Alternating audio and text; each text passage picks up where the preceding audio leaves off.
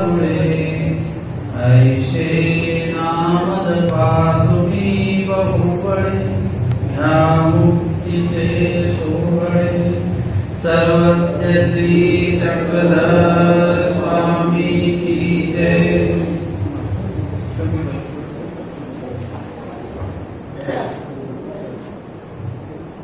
आज आपल्या दरवर्षीप्रमाणे नवरात्राचा पहिला दिवस आणि या पहिल्या दिवशी आपल्याला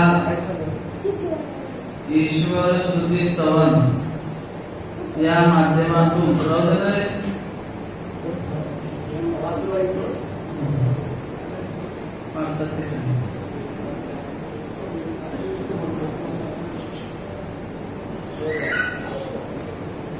ईश्वर स्तुती स्तवन करत करत आपण नवरात्राचे 9 दिवस काहीतरी परमेश्वराचं गुणकीर्तन नामस्मरण, कारण वर्षामध्ये आपल्याला काही असा एका ठिकाणी बसून विधी करण्याचा वेळ मिळत नाही आणि म्हणून आपल्या पूर्वजांनी आपल्याला काहीतरी वर्षातून धार्मिक विधी घडला पाहिजे, वर्षातून आपल्याला काहीतरी एक आपल्या जीवासाठी आपल्या भल्यासाठी धर्मरूप कार्य आपल्याकडून काहीतरी जीवस्वरूपी शिल्लक राहिलं पाहिजे। म्हणून नामस्मरण ही काय आहे? ऊर्जा आहे। आपल्याला भगवंताच्या नामाचं स्मरण ही एक ऊर्जा असते आणि ही ऊर्जा आपल्याला या जन्मात नव्हे पुढच्या जन्मातही ती कामी येते। म्हणून नामाचं अनन्यसाधारण महात्म्य, नामामुळे आपल्याला 10 प्रकारचे फायदे होतात। नामामुळेच आपल्याला सहाय्य होते, नामामुळेच वेद होतो, बोध होतो, अनुसरण होते। नाम आपल्यावर येणारं आकाशासारखं दुःख, एखादं ऋतुकाळाचं दुःख, अनेक प्रकारचे आघात, कारण त्या नामापासून आपल्याला अनेक प्रकारे फायदे आहेत। म्हणून आपल्याला आपल्या या परंपरेमध्ये ईश्वर स्मरणाने आपला दिवस गेला पाहिजे। स्मरणाशिवाय परमेश्वराचा जो धावा आहे तो निश्चित आपल्या जीवनामध्ये असला पाहिजे। म्हणून सदा सर्वदा लेखी तर नामाची लेखी असं म्हटलेलं आहे की नेहमी आपल्याला जे कार्य असते ते नामामुळे सिद्धीला जाते, नामामुळे त्या कार्याला यश प्राप्त होते। अशा प्रकारचे नाम वेदक आहे, बोधक आहे, द्रावक आहे। वेद निर्माण करणार असते, बोध आपल्याला जाणीव करून देणार असते आणि द्रावक म्हणजे अंतःकरणाला पाजर फुटणार सुद्धा नाम आहे। म्हणून नामामध्ये स्मरणाच्या वेळी आपल्याला वस्तुगुण महत्वाचा असतो। वस्तू म्हणजे परमेश्वराचं स्वरूप, त्या स्वरूपाची आठवण करता करता अंतःकरणामध्ये पाझर फुटला पाहिजे, ओलावा निर्माण झाला पाहिजे, तरच त्या जीव स्वरूपाच्या ठिकाणी आणि त्या परमेश्वर स्वरूपाचं ऐक्यत्व होत असते। कारण ईश्वर सुद्धा तो भक्तरूप वत्सल म्हटलेला आहे। भक्ताच्या भावाला भावरूप देणं, वत्सलतेने मातृत्वाप्रमाणे स्नेह करणारा तो परमेश्वर आहे। म्हणून असं म्हटलेलं आहे की मातेचे स्नेह ते नैसर्गिक, ईश्वरी जीवाचे तयाचा एकदेश मातेच्या ठाई होतो। ईश्वराचा स्नेह जीवाच्या ठिकाणी एवढा आहे की फक्त एक भागच अंश मातेच्या ठिकाणी आहे, उर्वरित सर्व ते ईश्वराचं स्नेह आहे। म्हणून आपल्याला प्रत्येक सृष्टीत ईश्वर ज्ञान देतात, प्रत्येक सृष्टीत परमेश्वर आपल्या जीवाकडून घडणाऱ्या अविधी, प्रसव, दोष, जघन्य अपराध ईश्वर पोटात घेतात, सामावतात। स्वामी म्हणतात की तुमचे जर दोष आम्ही बाहेर घातले या जीवात्म्याचे तर पोटी सुरी सोसो मराल, पोटात सुरी खुपसून घेसाल, एवढे भयंकर जघन्य जीवस्वरूपाच्या ठिकाणी दोष असतात। परंतु ईश्वर मायबाप, ईश्वर दयाळू, म्हणूनच त्यांना बाईसांच्या देवा, बाईसांच्या बाबा, भट्टोबासाच्या देवा, औसाच्या जगन्नाथा, साधाचा गोसावी या भक्तजनांनी देवाला वश केलेला आहे। म्हणून परमेश्वर भावनेचा स्वीकार करतात। आणि आपण प्रतिवर्षी काहीतरी ग्रंथ घेत असतो, ज्या ग्रंथामध्ये ईश्वराचं कुठलं ना कुठलं लीळा चिंतन मनन त्यामधून होते, कुठल्या ना कुठल्या प्रकारे ईश्वर स्वरूपाचं वर्णन त्यामध्ये असते. आणि म्हणून ईश्वराचं स्वरूप वर्णन केलं म्हणजे ईश्वराचं स्मरण, वस्तू स्मरण. वस्तू म्हणजे परमेश्वराचं स्वरूप, त्या परमेश्वराच्या स्वरूपाचं वर्णन केलं म्हणजे ते स्मरणामध्ये सामावते. वस्तू स्मरण तेही एक स्मरणाची पिंगा, असं स्वामी म्हणतात. की एखादं शास्त्र आपण अवलोकन करतो, शास्त्र पाहतो, शास्त्राची जिज्ञासा करतो किंवा शास्त्राचं मनन करतो, वाचन करतो, पारायण करतो, त्यामधून देवाच्या स्वरूपाचं वर्णन आपल्याला आठवता येते.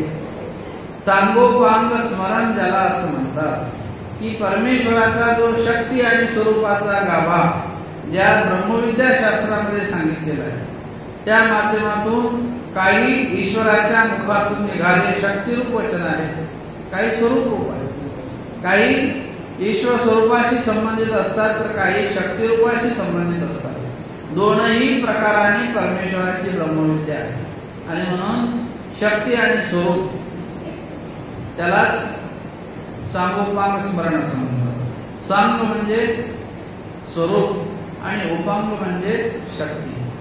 सांगोपांग स्वरूपाचा जो शक्ती आणि स्वरूपाचा निर्वच आहे, तो आपल्या पूर्व सूर्य आचार्यांनी त्या ब्रह्मविद्येच्या माध्यमातून मूर्ती स्मरण असो, लीळा स्मरण असो किंवा काही काव्याचे अनुवाद असो, काव्य ग्रंथाच्या माध्यमातून परमेश्वराच्या श्रीचरणाशी समर्पित केलेले हे रत्न स्तोत्र आहे. जसं एक एक रत्न आपण अर्पण करतो, तसं एक एक रत्न म्हणजे हे एक एक ओवी परमेश्वराच्या श्रीचरणाशी या पूर्वसूर्य आचार्यांनी समर्पित केली. त्या ओवीमधून भाव ओतलेला आहे. ईश्वराला त्यांनी त्यांच्या काव्य बंधनाच्या कलेतून, कारण अनेकांजवळ अनेक प्रकारचे गुण असतात, त्या गुणांनी तो परमेश्वर वश होत असतो. तसं ज्याच्याजवळ जे कला आहे, ज्याच्याजवळ जे कौशल्य आहे, आणि म्हणून त्यांनी ते कौशल्य उपयोगी आणले आहे. आज आपण श्री उद्धव गीता या ग्रंथाचं विवेचन बघणार आहोत. जेवढ्या गोव्या होतील तेवढ्या आपल्या 9 दिवसात. तर काव्यामध्ये एक विशेष भक्ती त्यामधून रस प्रगट होत असतो. कारण भक्ती रसाला प्रेरणा देण्यासाठीच काव्याची रचना असते. इतर काव्य आहेत, परंतु ज्यामध्ये देवाची आरती नाही, मार्गाची प्रीती नाही, विषयाची निवृत्ती नाही, अशा प्रकारचं जर काव्य असेल ते काव्य दोषरूप असते. त्या काव्यामध्ये कुठल्या ना कुठल्या प्रकारचं क्षोभरूपतेचं कार्य वर्तत असते. आणि म्हणून स्वामी सुद्धा असं म्हणतात की तुम्हाला गायन करायचं असेल तर त्यामध्ये जो भाव आहे तो ईश्वर स्वरूपाशी आश्रित भाव असला पाहिजे. आणि म्हणून त्या स्वरूपाच्या आश्रितेची जाणीव ज्याला असते तोच त्या काव्याला यथायोग्य न्याय देऊ शकतो. त्या काव्याला यथार्थपणे सिद्धांत प्रक्रियेच्या माध्यमातून त्या काव्याची रचना करू शकतो. अशा प्रकारचे आमचे ब्रह्मविद्येचे जाणते आणि विद्वत जन त्यांनी हे सप्त ग्रंथ रचलेले आहेत. कवी नरेंद्रांनी जसं रुक्मिणी स्वयंवर ग्रंथ केला, ज्या वेळेला रुक्मिणी स्वयंवर ग्रंथाची निर्मिती कवी नरेंद्रांनी केली, पूर्वी 10वीला नरेंद्र कवींचा तो प्रथम धडा होता 10वीच्या पुस्तकामध्ये मराठी. तर त्या नरेंद्र कवींनी जसं रुक्मिणी स्वयंवर, रुक्मिणीच्या लग्न प्रसंगी घडलेला जो संपूर्ण सोहळा आहे, कशा प्रकारे रुक्मिणीचं लग्न झालं, श्रीकृष्ण चक्रवर्ती द्वारावतीहून कौंडण्यपुराला अमरावतीला कसे गेले, कसा त्यांनी त्या ठिकाणी रुक्मिणीला आणलं आणि कशा प्रकारे एका देवाभक्ताची मिळणी झाली, हे संपूर्ण त्यांनी आपल्या त्या रुक्मिणी स्वयंवर ग्रंथातून रचित केले. तर साल कवी, ऋषी कवी आणि नरेंद्र कवी हे तिघ भाऊ. साल कवीने रामायण केलं, नृसिंह कवीने नरोपाख्यान केलं आणि नरेंद्र कवीने काय केलं, रुक्मिणी स्वयंवर हा ग्रंथ केला. त्या दोघांनी 2 ग्रंथ केले. मग ते रामदेव राजाच्या राज दरबारामध्ये वाचून दाखवत होते, साल कवी आणि नृसिंह कवी. मग त्यावेळेला तिथे नरेंद्र कवी उपस्थित होते. ते म्हणतात, तुम्ही हे काव्य केलं त्यापेक्षा द्वारकेचा राम हाटू जरी वर्णिताती तरी तुमच्या पापाचे पुरस्करण होते. द्वारकेचा म्हणजे द्वारका नगरीमध्ये असलेला रामहाट म्हणजे अत्यंत निकृष्ट असा विभाग आहे. आणि त्या द्वारकेच्या रामहाटाचं जरी वर्णन तुम्ही केलं असतं तरी सुद्धा तुमच्या पापाचं पुरस्करण झालं असतं, पाप तुमचे नष्ट झाले असते. एवढी महती त्या श्रीकृष्णाच्या कथेची आहे, श्रीकृष्ण महाराजांच्या लीळेची आहे. कारण तिथे द्वारकेला साक्षात भगवंताचं त्या ठिकाणी वास्तव्य आहे आणि म्हणून तिथला कणकण पवित्र आहे. त्या माध्यमातून घडलेल्या लीळा ह्या त्या ठिकाणी कर्मांचा नाश करणाऱ्या आहेत. श्रीकृष्ण महाराज हे उभयदृश्य अवतार, ज्ञानशक्ती स्वयं अशा प्रकारचं कार्य श्रीकृष्ण महाराजांचं आणि त्या अवताराच्या तुम्ही एखाद्या त्या माध्यमातून केलेल्या एखाद्या नगराचं जरी वर्णन केलं असतं. आणि म्हणून ते म्हणतात, एवढं जर तुम्ही आम्हाला सांगता तर तुम्ही स्वतःहून का करत नाही, तुम्ही करा, करून दाखवा तुम्हाला जर काव्य येत असेल तर. मग त्यावेळेला त्यांनी सांगितलं की ठीक आहे, मी काव्य करून दाखवतो.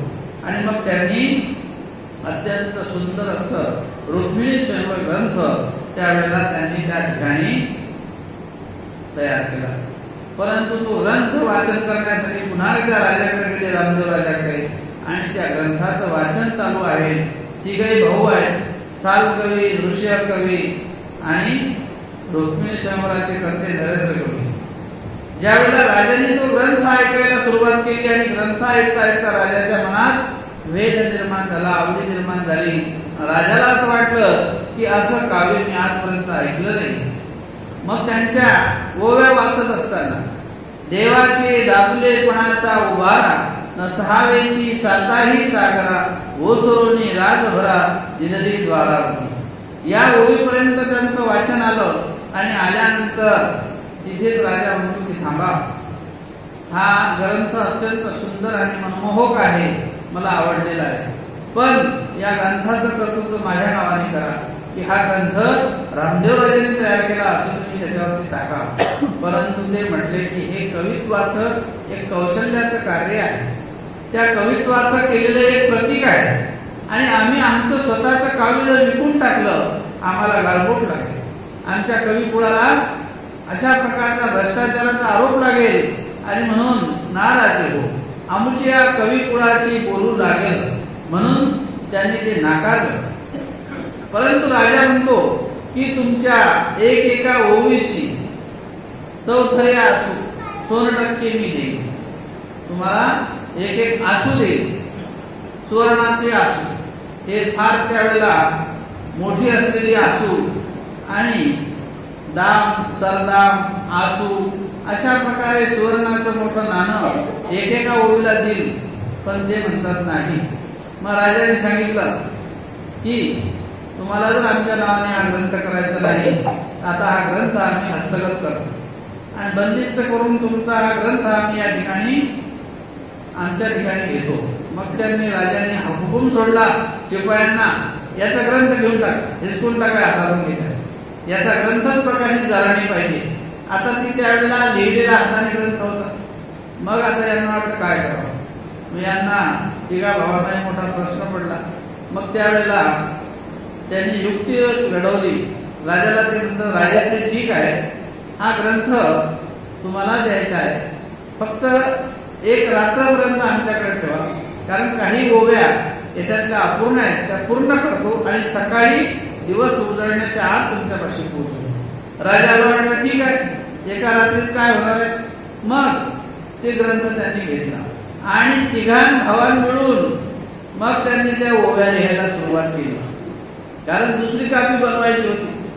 बनवता बनवता काही 1800 ओव्या होत्या, बाकीच्या ओव्या राहून गेल्या लिहिता लिहिता, आणि तेवढ्याच ओव्या मग त्या आपल्या परंपरेमध्ये नरेंद्र कवींच्या चालत झाल्या.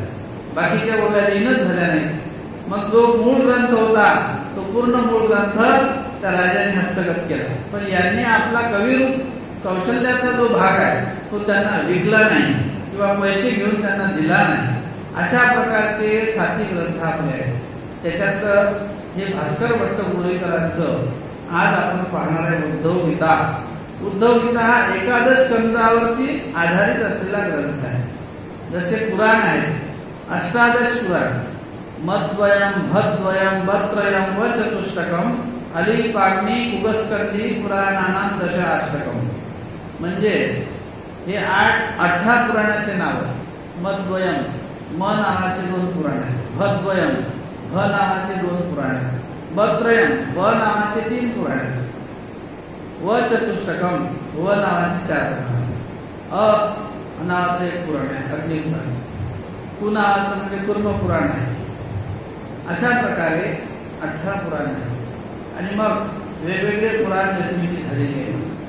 आणि श्रीमद भगवद्गीतेच्या माध्यमातून उद्धव गीता श्रीकृष्ण महाराजांचा असलेला प्रिय भक्त उद्धव या माध्यमातून या ग्रंथाची निर्मिती श्रीकृष्ण अनुलक्षून उद्धव भक्ताच्या निमित्ताने श्रीकृष्ण महाराजांना अनुलक्ष करून आणि भगवद्गीता आणि ब्रह्मविद्या याचं अजोड असलेलं कर्तृत्व या ग्रंथाने सिद्ध केलेलं आहे. कारण या ग्रंथाची निर्मितीच अशी सिद्धांतपर झालेली आहे. कारण या ग्रंथाचे कर्ते म्हणजे श्री भास्कर भट्ट बोरीकर यांचं मूळ गाव आहे परभणी जिल्ह्यातील बोरी, म्हणून त्यांना बोरीकर असं म्हणतात. तर भानू भट्ट त्यांचं मूळ नाव आहे. नंतर त्यांना भास्कर भट्ट सुद्धा म्हणायचे. आणि मग आमच्या श्री नागदेवाचार्यांनी त्यांना प्रासादिक असं नाव ठेवलेलं होतं कवीश्वर. कारण वर निंबू फेकला तर तो निंबू वर फेकलेला खाली येईपर्यंत एक काव्य रचना तयार करायची एवढी प्रकांड प्रज्ञा त्यांच्या कवित्वामध्ये होती. आणि म्हणून त्यांना भट्टोबासांनी कवीश्वर ही उपमा दिली. हे प्रासादिक दिलेलं गुरूंनी नाव आहे. तर त्यांचं मूळ नाव आहे भानू भट्ट. आणि मग त्यांना भास्कर भट्टही म्हणायचे. आणि कवीश्वर हे नाव त्यांच्यासाठी प्रासादिक ठेवलेलं होतं आचार्यांनी. तर यांनी 2 सप्तग्रंथापैकी 2 ग्रंथाची निर्मिती केली आहे भास्कर भट्टांनी. हे मानव संप्रदायाचे भास्कर भट्ट बोरीकर हे 3रे आचार्य. पहिले श्री नागदेवाचार्य, त्यानंतर स्वामी श्री चक्रवर्ती महाराज गेल्यानंतर श्री नागदेवाचार्यांच्या खांद्यावरती या पंथाची धुरा आली. शके 1194 किंवा 96 ला स्वामी गेले. नंतर 1235 पर्यंत 1234 पर्यंत मग आचार्यांचा काळ झाला. आणि मग त्यानंतर 3 वर्ष बायदेव व्यास आचार्यांचे असलेले पट्ट त्या ठिकाणी शिष्य असलेले आणि मनोधर्म असलेले बायदेव व्यास हे या पंथाचे 3 वर्षासाठी आचार्य. यांना स्वामींचंही संधान झालेलं होतं आणि त्यांना अत्यंत वेधकता होती स्वामींविषयी. असे भावनिक असलेले पुरुष ते म्हणायचे मला आचार्यपद नको, पण पंथाने त्यांना आचार्यपद बहाल केलं होतं. अत्यंत धर्म रूप असलेला व्यक्तिमत्व म्हणजे बायदेव व्यास. त्यांच्या ठिकाणी ज्ञान संपूर्णता होती, आचार विचार परिपूर्णता होती. पण तरी सुद्धा आचार्य मला नको, मला मोठेपणा देऊ नका, मी नाही घेत. पण सगळ्यांचा मनोदय होता की तुम्ही हे पद घेतलंच पाहिजे. म्हणून 3 वर्षाचाच काळ त्यांच्यामध्ये गेला. तर श्री नागदेवाचार्य गेल्यानंतर 34 पर्यंत आचार्यांचा काळ आहे 1234. त्यानंतर 3 वर्ष 37 वर्षापर्यंत म्हणजे 1234, 35, 36 आणि 37 3च वर्ष ते राहिले बायदेव व्यास. बायदेव व्यास ज्या वेळेला होते त्याच वेळेला या ग्रंथाची निर्मिती भास्कर भट्ट बोरीकर यांनी केलेली आहे. तर भास्कर भट्ट बोरीकर म्हणजेच कवीश्वर व्यास यांनी पहिल्यांदा शिशुपाळ वध हा ग्रंथ तयार केला. आता शिशुपाळ वधामध्ये अनेक प्रकारचे काव्याचे जे रस असतात, शृंगार, हास्य, करुणा, रौद्र, वीर, भयानक, विभत्स आणि अद्भुत आणि शांती हे 9 रस आहेत. या 9 रसांनी काव्य तयार होत असते. जसे हावभाव बदलतात, कधी कधी आपल्याला भय वाटते ऐकताना, कधी कधी अंतःकरणात भाव निर्माण होतो, कधी अश्रू येतात, कधी हास्य येते, कधी वीर म्हणजे शौर्य प्रकट होते. हे शब्दाचे खेळ आहे आणि हे काव्याचे रस आहे. हे त्या कवीला त्यामधून साधता आले.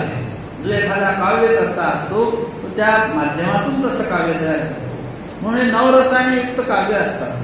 कोणाला किती न्याय देता येईल हे ज्याच्या त्याच्या त्या कवित्वाचा विशेष असतो.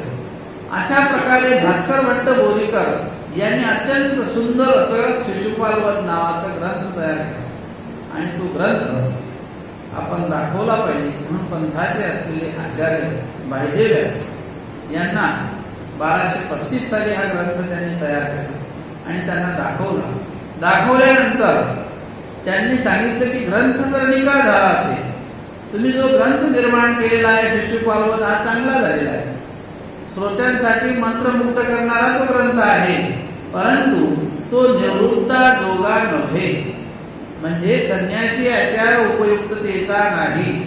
संन्यास धर्मामध्ये जे निवृत्तपर आचरणासाठी काही वाक्य आपल्याला अभिप्रेत असतात ते वाक्य या ग्रंथामध्ये मला दिसत नाही. एखाद्या काव्यरसाने, एखाद्या वेधकपणाने, एखाद्या ग्रस्तासन धर्मी पुरुषांना ऐकण्यासाठी तो बरा आहे, पण आचरणासाठी निवृत्तपर जे साधक वर्ग असते त्यांच्यासाठी हा ग्रंथ काही योग्य वाटत नाही.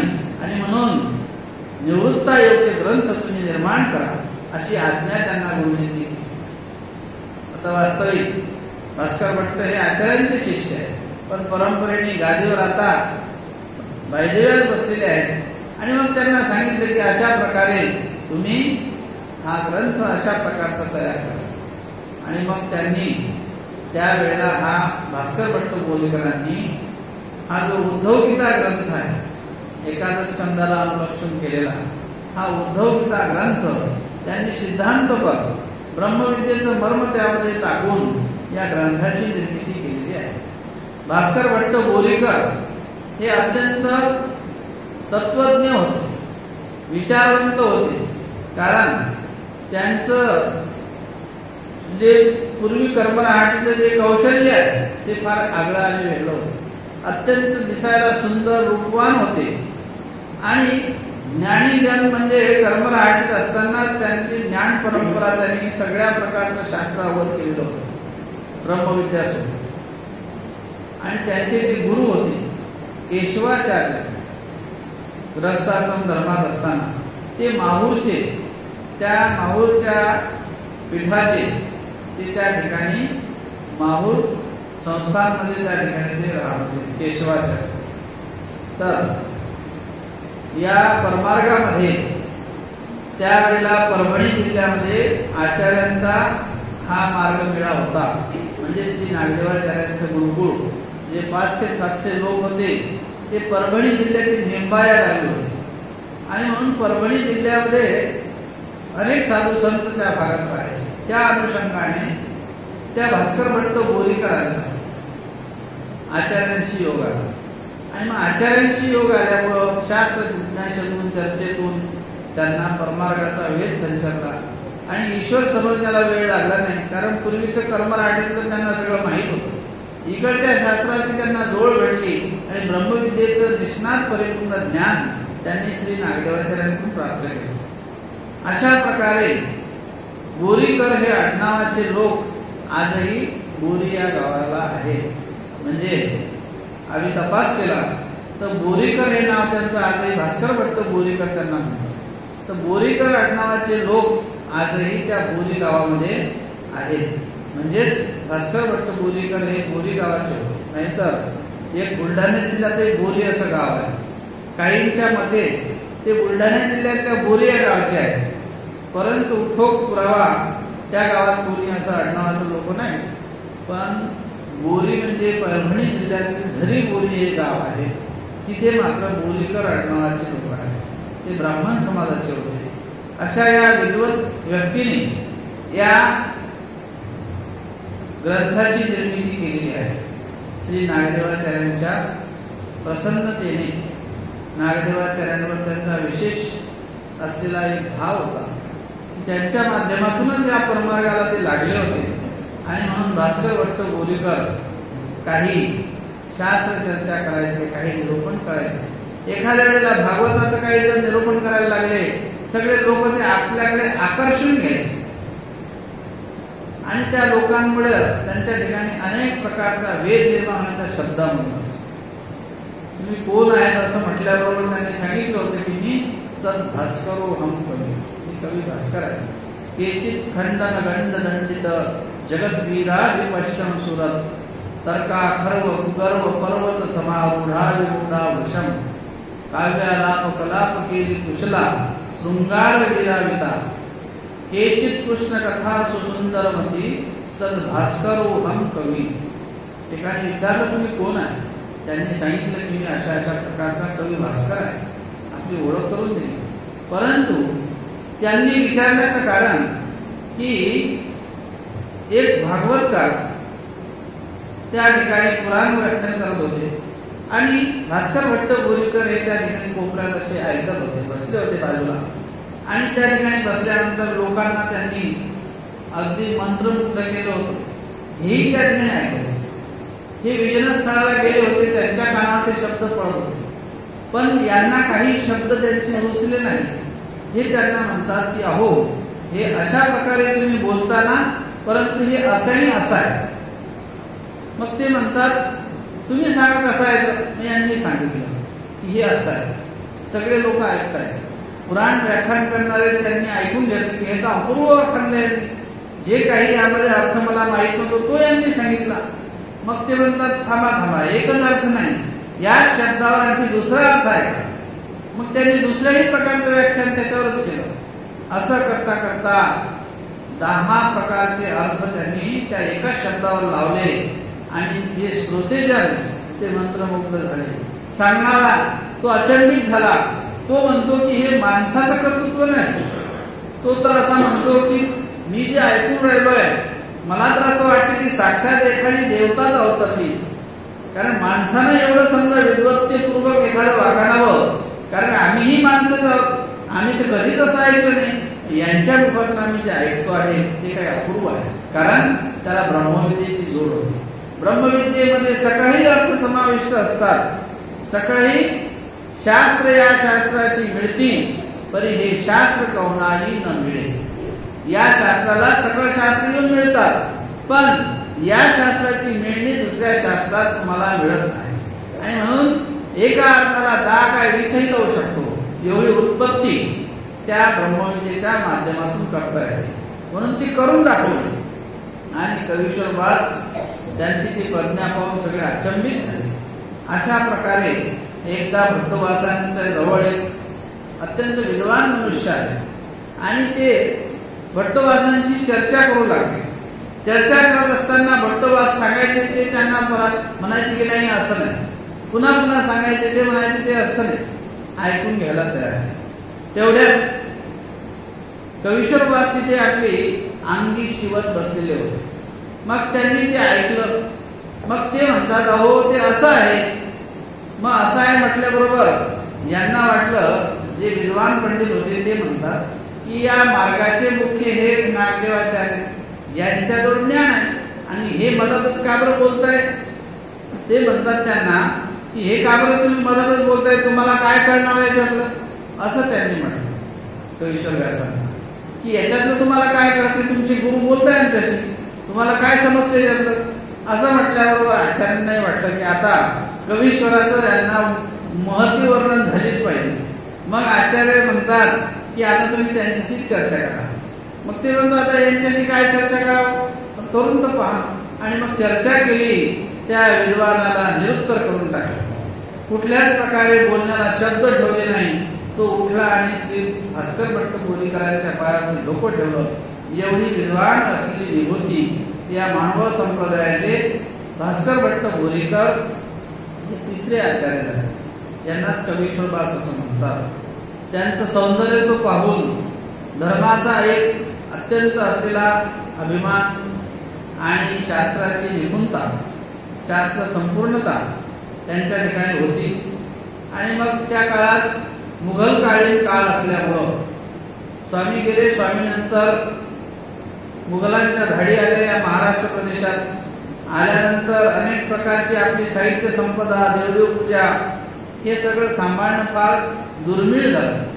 आणि त्या काळामध्ये लीळाचरित्र, त्याच्यानंतर स्थानपोथी असे स्वामींची शोधलेले त्यावेळेचे कष्ट प्रयासाने प्रयत्न करून जे ग्रंथ निर्माण केले होते आपल्या पूर्वजांनी, ते ग्रंथ म्हणजे जी एक आपली धरोहर होती, ती धरोहर जे आचार्य असायचे त्यांच्याजवळ ठेवल्या जायची. म्हणून कवीश्वर व्यासांकडे हे सगळे ग्रंथ सुपूर्द करण्यात आले होते. कारण त्या काळात काही अशी झेरॉक्स नव्हती किंवा टाईप नव्हतं. म्हणून हस्तलिखित ग्रंथ त्यांच्याजवळ ठेवण्यात आले. पण आता देवपूजा, दाढ, विशेष आणि हे ग्रंथ या मुघलकालीन धाडीमध्ये नष्ट होतील. म्हणून यांनी ठरवलं काही काळापर्यंत आपण कोकण प्रदेशात निघून जायचं. वास्तविक पाहता कोकणाचा प्रदेश हा हिंसारूप आहे. तिथे भिक्षाही मिळत नाही. तिकडचं खाद्य म्हणजे भात आणि मासे एवढंच खातात तिकडे लोक. भात आणि मासे. मासे म्हणजे त्यांची पाण्यातून मासे प्राप्त करणे ही शेतीच आहे. अशा प्रकारचं ते खाद्य कोकण प्रदेशात जास्त आहे. मग अशा निषेधरूप ठिकाणी आपण चला आपला धर्म रक्षण झालं पाहिजे, शास्त्र रक्षण झालं पाहिजे, देवपूजाही रक्षण झाली पाहिजे म्हणून निघाले. काही शिष्य मंडळी आले, ते निघाले. निघाल्यानंतर नेमकेच त्यांना त्या कोकण प्रदेशात जाताना, महाराष्ट्राच्या पलीकडे जात असताना त्यांना त्या ठिकाणी त्या मुलांनी धरलं, पकडलं. आणि मग यांच्याजवळ असलेले जे ग्रंथ वगैरे त्यांनी पाहिले. तेवढ्यात त्याच्यातले समजा 1-2 ग्रंथ होते, त्यांनी कुठेतरी गवतात लपवले. गडबडी येताना लावून त्यांना पाहिलं. आणि बाकीचे मात्र जे मुख्य आपला लीळाचरित्राचा ग्रंथ होता किंवा इतर स्थानपोथीचा जो स्वामींचा क्रम होता, जो स्थानपोथीचा क्रम जो आमच्या पूर्व आचार्यांनी म्हणजेच वायदेव्यासांनी, वायदेव्यास हे श्री नागदेवाचार्यांच्या साहित्यामध्ये असतात. पूर्वी आचार्य श्री माईम भट्टांनी लीळाचरित्राची शोधणी केली. हे सगळे लीळा स्वामींच्या शोधल्या, लीळाचरित्र ग्रंथ तयार केला. पण स्थानाचा जो एक क्रम असतो, स्थानाच्या ठिकाणचा जो एक त्या ठिकाणी उल्लेख आहे, कुठे कुठे स्थान आहे, तो स्थान उल्लेख वायदेव्यासांच्या काळामध्ये श्री नागदेवाचार्यांनी ही जबाबदारी दोघांकडे सोपवली होती.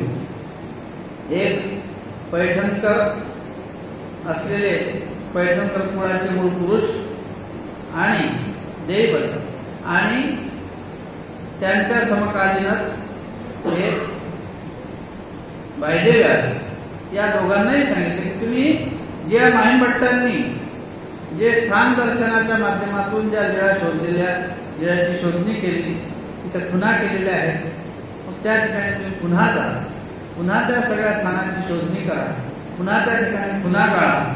आणि अशा प्रकारे आमचे दुसरे आचार्य पाहिजे. मग भास्कर भट्ट गोरीकर यांनी समजा ती ग्रंथ रचना करत असताना मुघलांच्या धाडीमध्ये जे ग्रंथ होते आपले, ते ग्रंथ त्या ठिकाणी केले, त्यांनी हिसकून घेतले. पण काही ग्रंथ ज्यामध्ये रत्नमाला स्तोत्र होतं, आणखी काही प्रकारचे अन्वय वगैरे असे काही ग्रंथ त्याच्यामध्ये थोडेसे 2-3 ग्रंथ राहिले. आणि मग ते ग्रंथाच्या माध्यमातून रत्नमाला म्हणजे की प्रत्येक लीळेचं एक रत्न त्यामध्ये गुंफलेलं होतं. आणि मग प्रत्येक लीळेची माहिती त्या ठिकाणी आली होती. त्या माध्यमातून पुन्हा त्या लीळा त्यांनी भोगलेल्या होत्या, पाठ केलेल्या होत्या, त्या प्रत्येकाकडून त्या लीळा पुन्हा एकत्रित केल्या आणि पुन्हा नवीन लीळाचरित्र ग्रंथ हा तयार झाला. जसं त्यामध्ये हिराईसांचं नाव प्रामुख्याने आपल्या त्या काळामध्ये येते की हिराईसा ह्या एकछंदी प्रज्ञा, एकदा ऐकलं की त्यांचा पाठ व्हायचा. त्यांनी संपूर्ण लीळाचरित्र ग्रंथ हा पाठ केलेला होता. जशाच तसा त्यांनी तो म्हणून दाखवला आणि म्हणून प्राधान्याने लीळाचरित्रामध्ये हिराईसाच्या पाठाच्या ग्रंथाला प्राधान्याने त्या ठिकाणी महत्व दिले जाते. कारण कुठल्याही प्रकारचा शब्दभेद बुद्धिभेद न होता त्यांनी जशाला तशी ती लीळा म्हणून दाखवावी अशी त्यांची एक पाठी प्रज्ञा होती. म्हणून हिराईसा पाठ विशेष करून या वर्धनस्थ कुळाच्या असलेली पहिली गादी जी कमळावसंना झाली त्यानंतर त्यांच्या शिष्य म्हणजे हिराईसा त्या महिला होत्या, एक छंदी प्रज्ञा आणि विद्वान होत्या. म्हणून त्यांना या महानुभाव संप्रदायाने उपाध्य कुळाची असलेली ही बिडकर गादी त्या हिराईसांना प्रदान केली होती. अशा प्रकारचं असलेलं हे शास्त्र कवीश्वर व्यासांनी सुद्धा अत्यंत पूर्णता मनोभावे या धर्मरूप शास्त्राच्या माध्यमातून सेवेच्या माध्यमातून ईश्वर मार्ग हा जोपासण्यासाठी आपली ही परंपरा जोपासण्यासाठी अनेक प्रकारचे प्रयत्न त्यांच्या त्या आचार्य पदावर असताना त्यांनी केले. आणि त्या प्रयत्नामधूनच हा एक ग्रंथ श्री वायदेव व्यास 3 वर्षाच्या कालावधीमध्ये आचार्य गादीवर असताना त्यांनी या ग्रंथाची सन 1235-36 सालामध्ये याची निर्मिती या ग्रंथाची झालेली आहे असे भास्कर भट्ट गोरीकर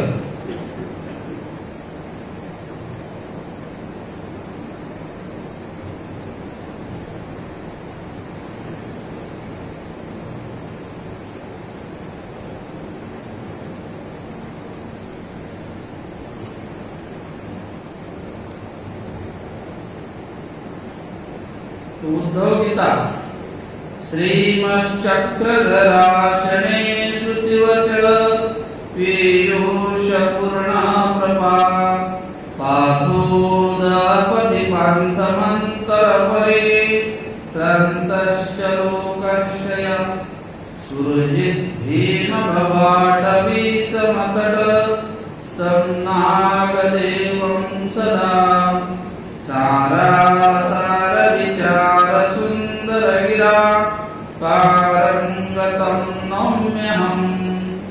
अशा प्रकारे या ग्रंथाचं सुरुवात नमनाने केली आहे. नमन म्हणजे वंदन. तर यांनी या श्लोकामध्ये प्रथम आपले जे गुरु आहेत म्हणजेच भास्कर भट्ट गोरीकरांना त्यांच्यापासून ज्ञान झालं, बोध झाला आणि त्या गुरुवर्यांना त्यांनी या ठिकाणी नमन केलेलं आहे सुरुवातीला. कारण परमेश्वर तर समजला पण त्या परमेश्वराला दाखविण्यासाठी गुरु निमित्त झाले आणि म्हणून पहिला श्लोक देवाचा न उच्चारण करता आपल्या गुरुला त्यांनी समर्पित केलेला आहे. श्रीमश्चक्रधराशने श्रुतिवच पीयूष पूर्ण प्रभा. त्या साधनदात्या सर्वज्ञ श्री चक्रधरांचं शास्त्र पीयूष म्हणजे अमृताप्रमाणे वर्षाव करणारे ईश्वराच्या मुखातून निघालेले शब्द असतात. त्या शब्दाला पराघोळली वाणी असं म्हणतात. जसं श्री पंडित वास यांनी एकदा आचार्यांना विचारलं की मला या गोष्टीचा संदेह आहे, या वचनाचा संदेह आहे, तुम्हाला तुम्ही समजून सांगा. परंतु ते रस्त्याने चालत होते.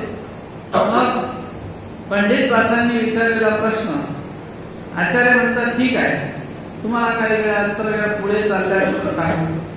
आता इथे आपण रस्त्यात चालतो आहोत, एखाद्या ठिकाणी बसू, बसल्यानंतर सांगू. मग ते चालता चालता मधात नदी लागली. नदी लागलेल्या ठिकाणी एक ब्राह्मण त्या नदीवरती संध्यावंदना करत होते आणि संध्यावंदना करत असताना त्या ब्राह्मणाच्या मुखातून तो एक श्लोक बाहेर पडत होता. तो श्लोक जो यांना अभिप्रेत होता पंडित वासांना, जो श्लोक आचार्यांना त्यांनी विचारला रस्त्याने चालताना, तो श्लोक ते उच्चारत होते. मग आचार्य म्हणतात पहा, तुम्ही जे मला विचारलं ना ते हे ब्राह्मणाच्या मुखातून ऐका, तो काय म्हणतोय. मग ते पंडित वास म्हणतात अहो श्री गुरुजी, अहो आम्ही त्यामधलेच आहोत, आम्ही ते ब्राह्मण, आम्ही ब्राह्मण, आम्ही ते वेदवक्ते, आम्ही वेदाचा अध्ययन केलेला आहे, आमच्या ते सगळं पाठच आहे. पण तुमच्या मुखातून पराघोळलेली वाणी जी तुम्ही ऐकलेली आहे आणि तुमच्या मुखातून जे आम्ही ऐकणार आहे ते शब्द आम्हाला ऐकायचे आहे. वास्तविक नुसतं शब्दाचं ज्ञान नको आहे. शब्द तर सांगणारे अनेक असतात, पण त्या शब्दाच्या माध्यमातून तो शब्द कुठून आलेला आहे, कोण्या माध्यमातून तो शब्द त्या परंपरेत आलेला आहे आणि कोण्या व्यक्तीकडून तो शब्द आलेला आहे. आणि म्हणून तुम्ही जे परमेश्वराच्या मुखातून ऐकलेलं शास्त्र आहे ती ईश्वराच्या मुखातून परा ओढलेली वाणी. जसं परा, पश्यंती, मध्यमा आणि वैखरी 4 वाणी आहे. पैकी परावाणी ईश्वराची, ती परावाणी या शब्दामध्ये संमिश्र केल्या जाते आणि मग परमेश्वराच्या मुखातून ते शब्द अशा प्रकारे परा ओढलेले शब्द. यंत्र आहे आपले मुख, टाळू, जीभ, जिव्हा, होठ, पोट, दात या सगळ्या यंत्रांमधून शब्द बाहेर पडतात. परंतु याला वैखरी वाणी. नुसतं वैखरी वाणीतून जर तुम्ही बोलले तर त्या वैखरी वाणीतून फक्त शब्द निघतील, पण धर्मशास्त्राचा ओलावा त्या शब्दरूप वैखरीतून निघत नसतो. त्यासाठी परमेश्वराच्या मुखातून त्याला निघालेले जे शब्द असतात ते शब्दच त्याला ओलावा निर्माण करू शकतात. आणि म्हणून आम्हाला तुमच्या मुखातून निघालेले शब्द ऐकायचे आहेत. अशा प्रकारे आचार्यांच्या मुखातून मी हे शास्त्र ऐकलेलं आहे, मला श्री गुरुजींच्या मुखातून बोध झालेला आहे. आणि म्हणून अशा ईश्वर शास्त्राची जाणीव, त्या अमृतरूपी शास्त्राची, पीयूष म्हणजे अमृताप्रमाणे ज्या शास्त्राला मला जन्म श्री गुरुजींच्या मुखातून देता आला, ते शास्त्र मला घेता आलं. आणि म्हणून ते शास्त्र कशा प्रकारचं, पाथूल प्रतिपांतमंतर परी संत लोकाश्रय. त्यात पाथूल म्हणजे जो घेणारा आहे, त्या पथावरती चालणारा जो आहे, जो पथिक आहे, जो त्या रस्त्यावरती चालत असतो आणि त्या चालणाऱ्या पुरुषाला श्रांतश्च म्हणजे आश्रय, अंतःकरणात शांतता, त्याला आश्रय करीत त्या ठिकाणी अशा प्रकारे मंथन मंद मंद गतीने हे ब्रह्मविद्येचं निरूपण हृदयामध्ये स्थिर करण्यासाठी ज्यांच्या मुखातून ते शास्त्र मला प्राप्त झालेलं आहे आणि त्या शास्त्रामुळे मी स्थिर झालेलो, मला आश्रय मिळालेला आहे. निश्चित तो परमेश्वराच्या शब्दाचा, विचाराचा आणि अच्युत परमेश्वराच्या आनंदाचा आश्रय मला ज्यामधून प्राप्त होणार आहे. त्यासाठी माझे निमित्त असलेले गुरु म्हणजे श्री नागदेवाचार्य, त्या सहयोगाने सूर्यजित भीम भवाटवी समतट संनागदेवं सदा अशा प्रकारे महान विस्तीर्ण असलेल्या या भयानक भवाटवी म्हणजे भवसंसारामध्ये मी निमग्न आहे. आणि असा भवसंसार म्हणजे पुनरपी जन्म पुनरपी मरणम या माध्यमातून आजपर्यंत मी हा प्रवास केलेला आहे. या भवसंसारातून तारण्यासाठी अशा श्री गुरुजींच्या मुखातून जे मला ज्ञान प्राप्त झालेलं आहे, ज्या एखाद्या महाभयंकर अरण्यवासामध्ये एखाद्याला एखादी तृषा लागलेली असते आणि मग त्या तृषाकांत पुरुषाला जेव्हा पाणी एखादं मिळते त्यावेळेस तो शांत होतो. त्याप्रमाणे या भवचक्रामध्ये मी गुरफंड्या मारत असताना, या भवचक्रामध्ये मी फिरत असताना मला श्री नागदेवाचार्यांसारखे गुरु मिळाले. त्यांनी मला हे अमृताप्रमाणे असलेलं ज्ञान भाषण केलेलं आहे. आणि म्हणून ते श्री नागदेवाचार्य त्या सार आणि असार काय आहे. सार म्हणजे परमेश्वर, असार म्हणजे जीवदेवता, प्रपंच हा असार रूपी आहे. आणि तो असार कसा आहे आणि सार कसा आहे, काकसूत्राच्या दृष्टांताप्रमाणे अशा माध्यमातून ज्या ज्ञानाची परिपूर्णता माझ्या ठिकाणी करून दिली, सुंदर असलेले श्री चक्रधरांचे ते शब्द, ते विचार परागिरा माध्यमातून सारा सार विचार सुंदर गिरा पारंगतम नौम्यहम. त्या गिरा म्हणजे वैखरी वाणी, परा म्हणजे ईश्वराची असलेली परावाणी, या दोन्ही माध्यमातून मला जे ज्ञान प्राप्त झालेलं आहे अशा श्री नागदेवाचार्यांना अहम मी नौम्यहम. अहम म्हणजे मी स्वतः, नौम म्हणजे मी नमन करतो, मी त्यांच्या चरणाशी नतमस्तक होतो. अशा प्रकारे कवीने आपला श्री गुरुप्रती भाव प्रथम या श्लोकामधून व्यक्त केलेला आहे. अशा प्रकारचा हा श्लोक या श्री गुरुच्या चरणावरती त्यांनी समर्पित करून पुढील ग्रंथाची सुरुवात ब्रह्मविद्येच्या माध्यमातून ईश्वर स्तवनाची केली. श्री गोविंद प्रभू महाराज